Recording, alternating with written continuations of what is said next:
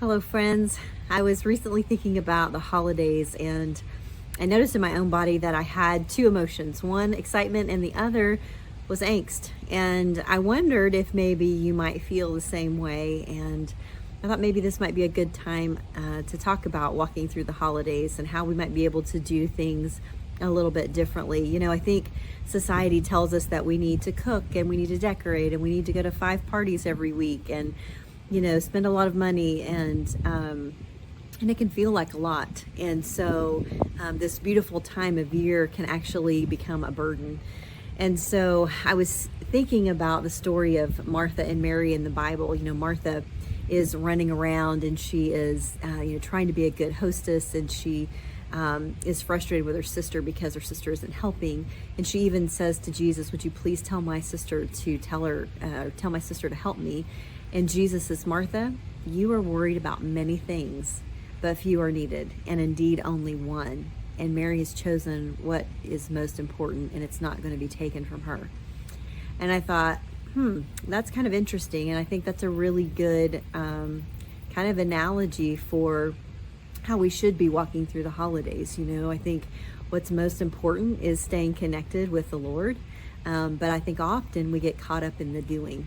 And so I was just wondering if this year, what if we tried to do things differently and we exchange, busy for balanced and hurried for holy. And so I have a few ideas, and if you have been successful in this area, I would love for you to share your ideas or things that have worked for your family, because I think our collective wisdom is always better than just what I can come up with on my own. So what I was thinking about were,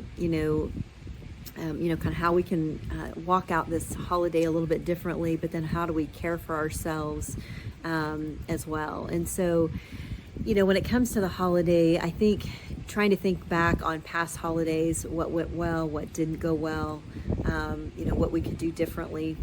And then also talking to our families. One thing that I've noticed with our family is we had a lot of traditions that we carried over from, generations past, and they're lovely, and but they were also burdensome and heavy and exhausting. And so over the years, I've noticed our family has kind of really limited a lot of the things, and ours was around food and how much was cooked and that kind of thing. So we've really pared down our menu a lot. But it allows us all to not be so exhausted and to be more present, which for us has really been what we have wanted. So I'd be curious to see what your family would say if you would ask them what's important to them. Sometimes you might find that the things that you think are really important, they're not so important to them. So, and then take all that information and just lay it at the feet of Jesus and just listen for his guidance about what's important this year. And, once you kind of have done that, then you'll have a kind of a vision for what's important this year. And then you can quickly see what are some things that you can let go of or simplify. And so then once you've done that, I think the other piece of walking through the holiday well is learning to care for ourselves. And as women, we're caregivers, and we tend to get into Martha mode, and we're running around taking care of everybody else, but we don't take care of ourselves. And then we really miss out because we're exhausted and we're distracted with all the doing, and we don't get that deep connection with others. And that's why you and I are here on planet Earth, is to love God and to love others. And when the doing gets in the way of that, then we really do need to stop and think about what we're doing. So when it comes to self-care, there's just some basic things that I think are helpful, and they're free and simple, which I love. So the first thing is in the morning when you wake up, to walk outside in your bare feet, get some sunshine on your face, put your bare feet on concrete, grass, or dirt, sand. And if it's really cold, you can just walk out into your garage.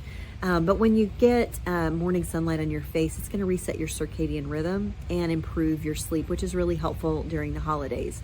The other thing that you can do is breath work. And so box breathing is really helpful. And box breathing, you're going to breathe in for 4 seconds, hold your breath for 4 seconds, exhale for 4 seconds, and then hold your breath again for 4 seconds. You just repeat that 3 times. A couple of times a day is really effective, and then any time that you feel anxious, you can repeat that again, and nobody will even know that you're doing it. I love it because you can literally do it in the line at Walmart, and nobody will even know. And then the other thing is visualizing. So visualize yourself walking through the holidays, calm, peaceful, and deeply connected to the Lord and to others. And then speak scriptural truths over your life. So whatever it is that you might be struggling with, you can say, I can do all things through Christ who gives me strength. The joy of the Lord is my strength. Think of Bible verses that would be helpful during this season and speak those things out loud. And so when we are visualizing and we're speaking, then our brain is going to work looking for evidence that what we've spoken and what we have visualized is true. And so it's just going to reinforce what you're trying to accomplish with this shift of changing how you walk through the holidays. And then also whole foods. So trying to not give way to temptation to eat a lot of processed food. I know we're busier, and so it's easy to do that. But we want to avoid the foods that come in a box, a bag, or through a drive-through window as much as we can, because when we eat whole foods, it's going to stabilize our blood sugar. And when our blood sugar is stable, then our mental health is going to be better, particularly anxiety. We're going to sleep better because our blood sugar's nice and steady, and we're going to have good, steady energy all day. And all of those things are so helpful during the holidays. And then also movement. So just try to remember to move throughout your day. Some simple things you can do is every time you walk in the kitchen, do a couple push-ups on the counter. Every time you go to the bathroom, do a few squats in the bathroom. You can take a walk if the weather is good, or even just a lap around your house. But every couple of hours, just remember to move your body. So what that's going to do for you is enable you to sleep better. It's also going to stabilize your blood sugar. Most of us are eating things that we don't normally eat during the holidays. And when we move our muscles, that helps our body to process through glucose. Our muscles actually absorb about 80% of the glucose that we ingest. So when we're moving our muscles, we're helping our body to get rid of that excess sugar without having a blood sugar spike, which is helpful for preventing all kinds of health issues in our body. And then last but not least is rest and margin.